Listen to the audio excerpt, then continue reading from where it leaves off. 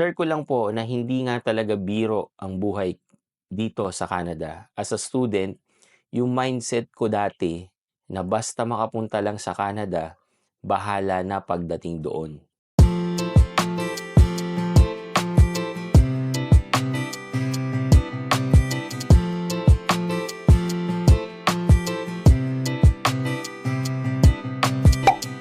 Hello guys, Nardino TV again and we are back again with another video.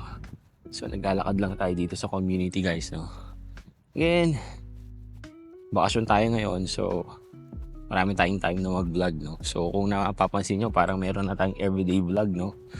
So probably hanggang ngayon lang yan guys, kasi pag may pasok na, busy na naman tayo, no? So dito na tayo sa community guys, lakad lang tayo. Yan. Yan ang community namin dito. Lakad lang. Ano pa lang guys alas 4 pa lang ng hapon pero mukha ng alas 5 or 6 o'clock. Makulimlim pa rin dito sa Vancouver. Mamaya daw uulan gabi. So kaya ngayon, lakad na tayo. So for today guys, ang pag-uusapan natin or ang kukumustahin natin is yung mga bagong international student na pumasok for this year, no? So kukumustahin natin sila kung anong nangyari. So meron akong sinalihan na isang group sa social media, no? And then lahat yung mga nandun is mga international student dito sa Canada. So meron lang akong mga napansin na mga comments and they are kinda the same, no? The same yung kanilang experience right now dito sa Canada. So magbabasa tayo ng post nila. Okay? A few moments later. So yun guys, hindi na natin natapos yung ating video sa labas, no? Kasi medyo malamig na talaga kanina. So I've decided na umuwi na lang dito sa bahay at dito na lang natin ituloy yung ating kwentuhan. Okay, so sabi ko nga kanina, no, magbabasa tayo ng mga comments doon sa page na yon ng mga international student right now, no. So kung ano yung mga na-experience nila ngayon, no. So syempre yung 2 years ago, kung kailan kami nagpunta dito as an international student, ano na ba yung pinagbago, no, after 2 years yung mga pumasok na international student ngayon. Okay. So ngayon, ito yung una guys, no. So sabi niya, hello po sa inyong lahat. Pasensya na po if I'm reaching out like this. Pero bilang isang international student dito sa Calgary, aminado po akong hirap na rin kami sa finances. Kakatapos lang po ng first semester ko at habang nag-aaral, kailangan ko pong maghanap ng part-time job para makatulong sa pamilya ko at masuportahan ang mga gastusin namin, lalo na para sa anak ko. Kung meron po kayong alam na part-time job openings, kahit ano po tulad ng cleaning, cashier, admin work o simpleng trabaho, willing po akong gawin. Dati po akong sales manager sa Pilipinas for a decade. Dami ko na po na-applyan dito sa Calgary. Karamihan po online pero puro rejected. Sana po maisip nyo ako kung sakaling may opportunity kayong alam. Maraming salamat po sa kahit anong tulong, leads o advice na maibibigay nyo. Malaking bagay po ito para sa amin at sobrang appreciated po namin ito. God bless po sa inyong lahat. Yan. So, very sad, no? Kasi syempre guys, alam naman natin guys na hindi mura ang pagiging isang international student dito. Kaya po, paulit-ulit nating sinasabi, ang international student guys, mabilis, no? Pero, kailangan mo ng malaking budget para dyan. Kasi yung sa tuition fee lang, sa proof of funds, wala pa dyan guys yung gagastusin nyo mismo dito sa Canada kapag nandito na kayo, yung renta nyo, yung pagkain, transportation, everything guys, no? So lahat yan merong presyo. Mahal talaga guys, no? So kapag hindi kayo ready financially, mahihirapan talaga kayo dito. See, ngayon, yung nag-post guys is naghahanap ng any job, no? Kasi nagpapadala pa siya ng pera sa Pilipinas, no? So, isipin mo yung stress na yon na iniisip mo yung pag-aaral mo, tapos kailangan mo pang magtrabaho at kailangan mo pang magpadala ng pera sa Pilipinas para sa family mo. Maging lesson yan, no, sa mga pupunta dito guys, lalo na as an international student. Hindi nyo po kikitain talaga bilang part-time, no, yung pambabayad nyo sa tuition fee, tapos yung cost of living nyo dito, tapos magpapadala pa kayo ng pera sa Pilipinas. Sa totoo lang po, hindi kaya guys, no? Mahihirapan talaga kayo. So, kaya din po yung isang post ko na video, no, sinabi ko doon na dapat yung tuition fee nyo, right, yung buong tuition fee ng program, pati yung proof of funds, kailangan po nasa savings account nyo na, no? Para po hindi na kayo dito mahihirapan na kailangan yung magtrabaho para doon sa tuition fee nyo. Tandaan nyo guys, pag pumasok kayo ng international student dito, kailangan yung i-maintain yung pag-aaral nyo. So meaning, kailangan yung i-maintain yung pagbabayad nyo ng tuition fee. Pero, kung napaghandaan nyo talaga, right? So, yung buong tuition fee nyo is nasa bank account nyo na, hindi nyo naiisipin yan dito. Diba? At kung talagang pati yung proof of funds is nasa bangko nyo na, diba? Ready yan para magamit nyo dito. So, kahit sabihin nating mahirapan kayo sa paghahanap ng trabaho, masusustain nyo pa rin yung cost of living nyo dito. Right? So, yan guys, no? So, nakakagulat lang na yung 2 years na nagdaan, na ang dami nang nag-share about international student pathway, kung ano yung nararanasan ng mga international student dito. Nakakalungkot lang na meron pa rin talagang nakaka-experience ng ganitong hirap, no? Kasi hindi ba dapat is naging parang lesson na, no, nung mga pupunta dito, yung mga na-experience ng mga taong nagpunta na dito, right? So, yun yung una guys, no? So, check naman natin yung pangalawa, no? Ito guys. Share ko lang po na hindi nga talaga biro ang buhay dito sa Canada. As a student, yung mindset ko dati na basta makapunta lang sa Canada, bahala na pagdating doon. Eh hindi uubra sa mahal ng bayarin, rent, foods, etc.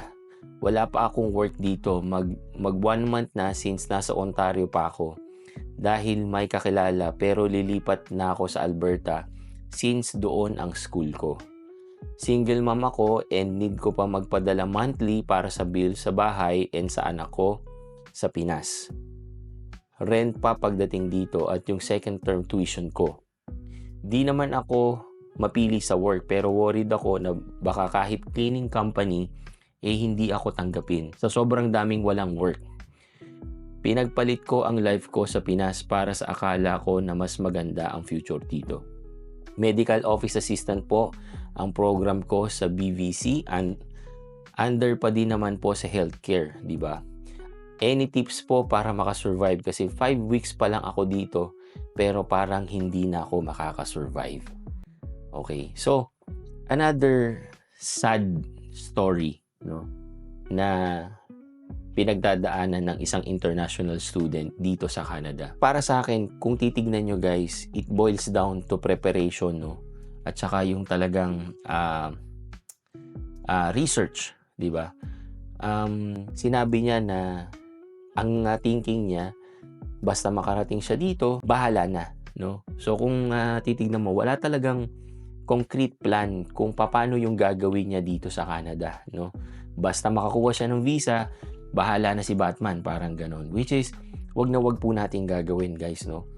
Pagpunta nyo dito as an international student, dapat yung plano nyo, nabanggit ko na rin to sa mga past natin na mga videos, na kung kaya nyo, meron kayong plan A up to Z, di ba?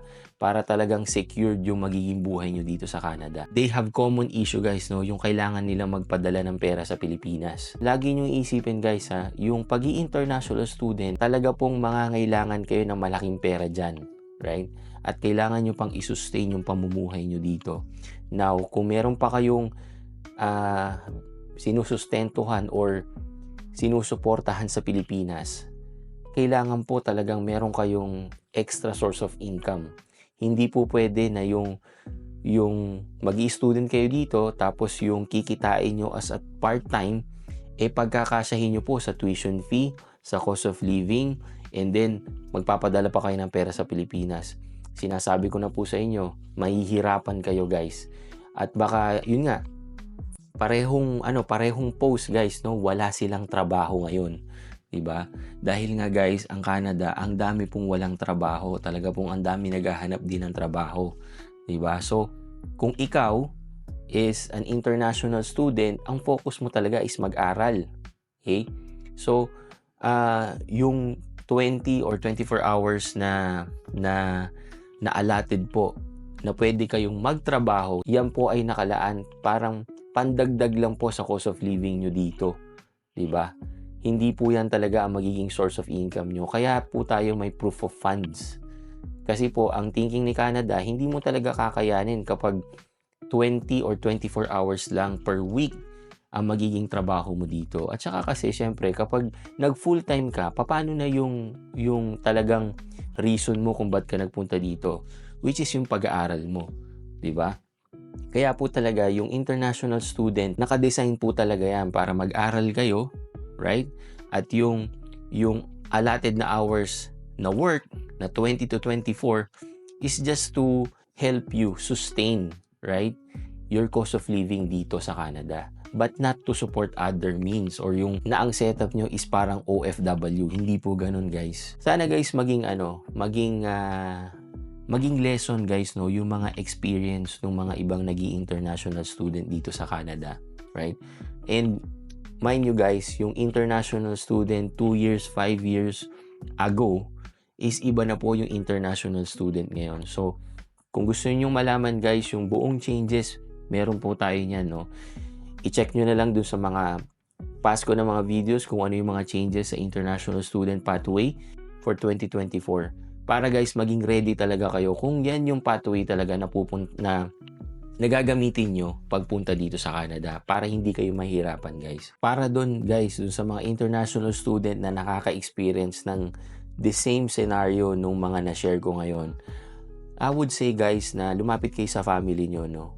Pag-usapan yung mabuti. Kung kaya nyo naman, lumapit din kayo sa expert guys, no? Na talagang pwedeng magbigay sa inyo ng advice. Kasi nga guys ngayon, ang dami ng mga policy changes. So, mas maganda na meron kayong kausap na expert. At saka, lumapit din kayo guys dun sa network na meron malapit sa area nyo or yung mga groups na merong the same scenario din sa inyo. Baka kasi hindi nyo alam na meron naman palang groups na nagtutulungan din na isolve yung problema na meron kayo. At least, meron kayong makakausap about it at merong possible na solution sa problema nyo ngayon. But again, sinasabi ko na sa inyo guys, hindi magiging madali. Lalo na guys, yung mga international student ngayon na with the same case na para sa sarili kong pananaw guys is hindi ready, no? Based doon sa mga comments nila, yung financial issue nila ngayon, masasabi ko guys na hindi talaga sila nakapaghanda bago sila pumunta dito as an international student. Kaya sila nagkakaproblema ng ganyan. Okay, so again guys, I hope na yung mga nangyayari ngayon sa international student na i-share natin, sana is maging lesson learned, di ba? Para din makatulong guys dun sa mga aspiring at sa mga pupunta dito gamit yung international student pathway. Okay? So yun lang guys. Thank you again for watching and see you again on my next video. Peace!